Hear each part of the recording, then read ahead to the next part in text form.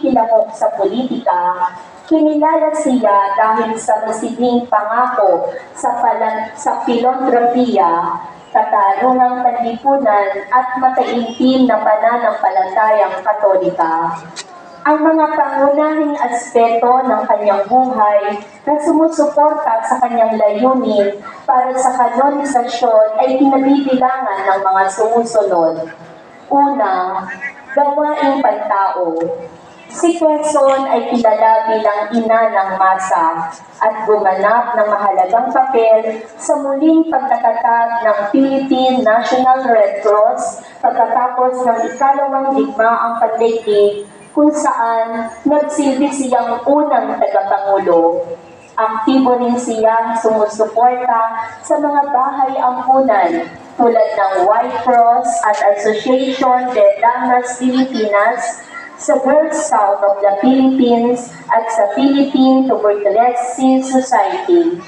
Pangalawa, advokasya. Siya ay isang nangungunang figura sa kampanya para sa karapatan ng kababaihang bumoto na nakamit sa Pilipinas noong 1937. Pangatlo, kababaang loob at kabanalan. Sa kabila ng kanyang katayuan bilang unang ginang, mas pinili niya ang isang simpleng buhay, kung minsan ay naninirahan sa isang bahay nipa sa halip na sa palasyo ng Malacanang at nilinang ang isang malalim at madagsang buhay. Ang kanyang matibay na pananampalataya ang gumabay sa kanyang mga aksyon at kilala siya sa kanyang habag at malinis na puso. Tumatanggap siya ng dekorasyon ng karangalan, ang krus na Pro Ecclesias et Pontifice mula kay Pope Pius ika-12 para sa kanyang paglilingkod sa simbahan at sangkatauhan.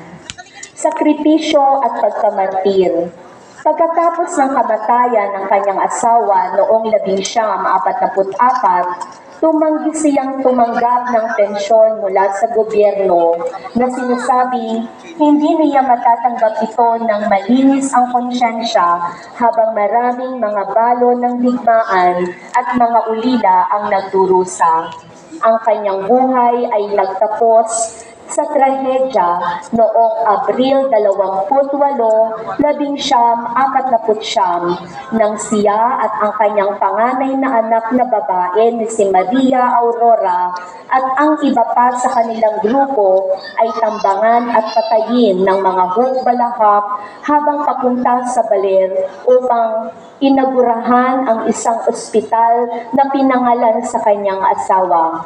Ang marahas na kamatayang ito habang naglilingkod sa kapwa ay itinuturing na isang akto ng pagkamartir ng kanyang mga taga-suporta. Katayuan ng kanonisasyon. Nagsimula ang proseso sa isang formal na petisyon sa hierarkiya ng simbahang Katolika. Ang titulong Lingkod ng Diyos ay iginawad matapos ipagkaloob ng Kongregasyon ng Batikano para sa mga kausa ng mga santo na nihil obstat upang opisyal na mabuksan ang layunin. Nagbibigay daan ito para sa isang formal na pagsisiyasat ng diocese sa kanyang buhay, mga bertud at reputasyon sa kabanalan upang magpatuloy. Pagkatapos nito ay maaaring umusad ang kanyang layunin sa mga susunod na yugto ng proseso ng kanonisasyon, venerable, blessed at ang kalaunan ay santo.